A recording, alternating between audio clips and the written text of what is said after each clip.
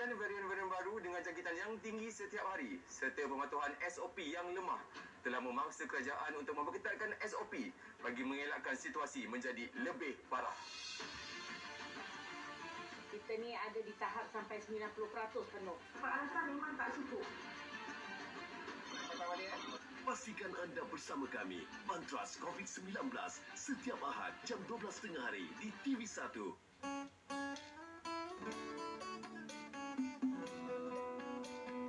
Dalam suasana kita masih berhadapan dengan pandemik COVID-19, amalan norma baru menjadikan kita lebih peka untuk menjalani kehidupan seharian. Jalinan silaturahim dan kerjasama terus diperkukuhkan dalam menzahirkan kesyukuran menyambut Lebaran. Tidak kira di mana jua kita berada, Aidilfitri tetap disambut dengan kegembiraan.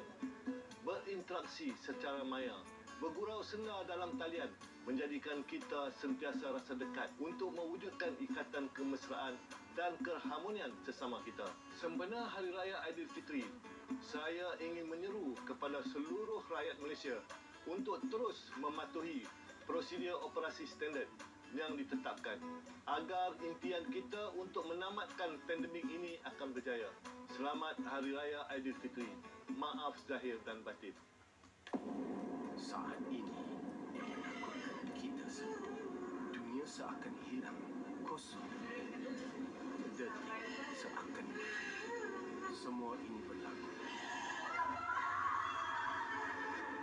Sekelip mata, jika detik ini kembali. Nak tengok dummy burger? Kerana benda kecil, kita hilang yang besar. Keceriaan kembali terukir bila kita fahami keselamatan. Ianya tidak mahal, tetapi bernilai. Hidup bukan hanya tentang diri kita, tapi tindakan kita mampu mengubah dari apa yang terjadi.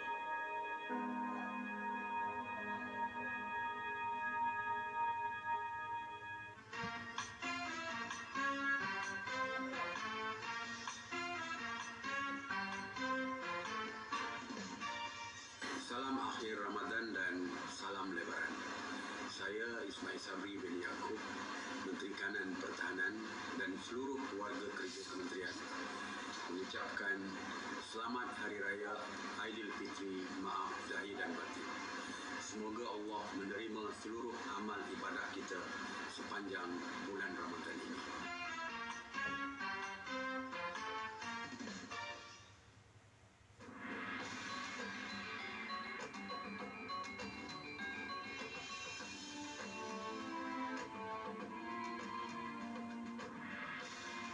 Pada hari ini dalam tahun 1984, Musabaqah membaca Al-Quran peringkat kebangsaan ke-26 telah dirasmikan oleh Perdana Menteri Datuk Seri Dr. Mahathir bin Mohamad bertempat di Stadium Kubu Melaka. Program yang berlangsung selama 4 hari ini disertai oleh 30 orang qari dan qari'ah, termasuk Johan Qari dan qari'ah tahun lalu. Tema pada tahun ini ialah Berilmu Berusaha Tuntutan Al-Quran. Pengerusi Jawatan Kuasa Pusat Musabaqah membaca Al-Quran, Datuk Seri Haji Kamarudin bin Haji Muhammad Isa memberitahu bahawa Musabaqah menghafal Al-Quran pula akan diadakan pada siang hari mulai jam 9 pagi selama 3 hari bermula pada 16 Mei 1984. Musabaqah menghafal Al-Quran diadakan dalam 3 peringkat, iaitu 9 dan 3 juzuk bagi qari. Sementara bagi qari'ah sebanyak 3 juzuk. Radio Televisyen Malaysia juga akan mengadakan siaran langsung Musabaqah membaca Al-Quran pada tiap-tiap malam dari Stadium Kubu Melaka.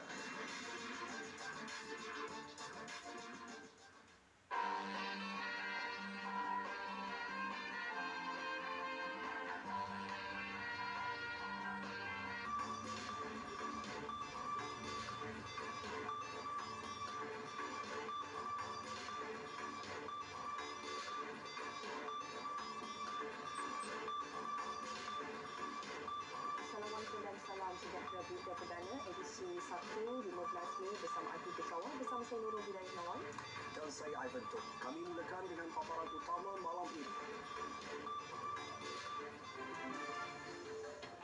Malaysia akan suarakan pendirian teguh menentang keganasan Israel pada mesyuarat tergempar OIC esok.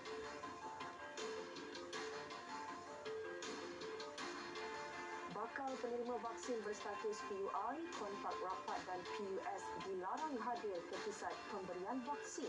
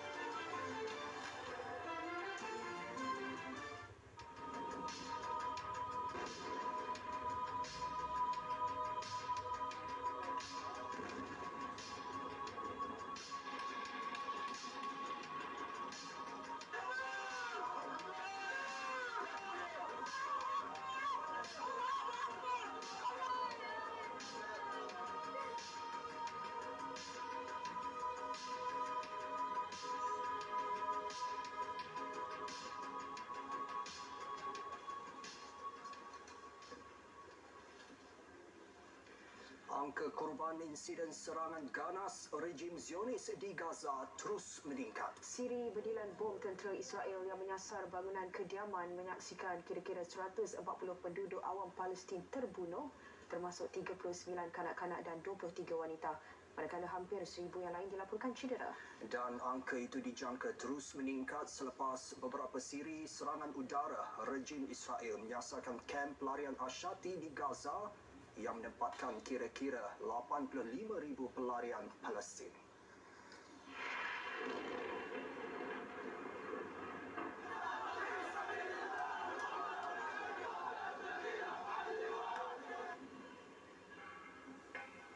Terbaharu awal pagi tadi, pesawat Israel melakukan serangan udara di Gaza. Sumber pegawai perubatan Palestin memberitahu sekurang-kurangnya 4 terbunuh dalam serangan udara di utara Gaza itu.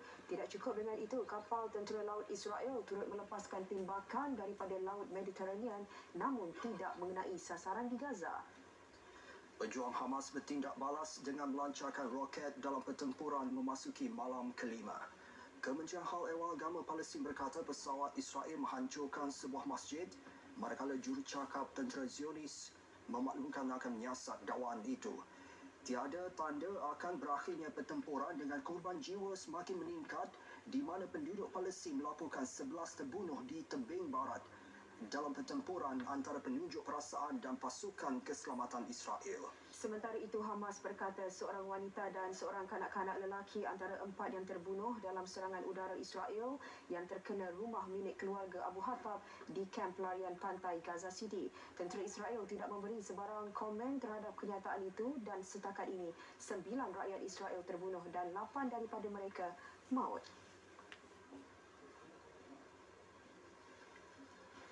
Ya, kira-kira 10,000 lagi rakyat Palestin terpaksa meninggalkan kediaman mereka di Gaza. Pertubuhan Bangsa Bersatu PBB mengumumkan angka itu semalam. Ia selepas kawasan kediaman mereka menjadi sasaran pengebuman Zionis. PBB memaklumkan kebanyakan penduduk Palestin berlindung di sekolah, masjid dan tempat-tempat lain di utara Gaza bagi mengelak menjadi mangsa serangan bom Israel. Pejabat PBB turut menggesa pihak Palestin dan Israel segera mengizinkan PBB serta rakan kemanusiaan untuk membawa bahan bakar, makanan dan bekalan perubatan termasuk mengerahkan aktivis kemanusiaan. Setiausaha Agungnya Antonio Guterres turut menggesa agar ketegangan diredakan. Israel terus menyasarkan Gaza dengan berdelan sehingga menyebabkan kerosakan teruk pada bangunan kediaman. Sementara itu, ketegangan semakin meningkat di daerah Sheikh Jarrah di Baitul Maqdis Timur sejak sebulan lalu. Rakyat Palestin bertindak memprotes apabila penduduk Sheikh Jarrah menjadi sasaran dan ancaman pengusiran oleh tentera Israel. Sementara itu, sidang Majlis Keselamatan PBB esok dijangka akan membincangkan situasi meruncing di Gaza. Dalam pada itu, Mesir memimpin usaha serantau untuk genjatan senjata.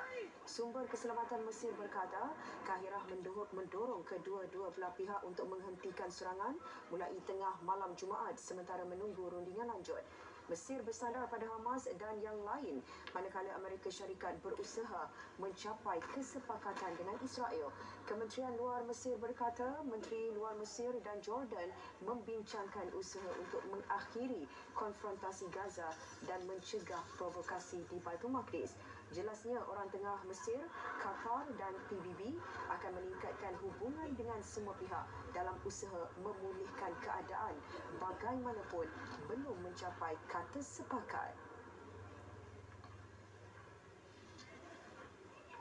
Dan sebelum ini, Presiden Turki Recep Tayyip Erdogan lantang menyuarakan pandangan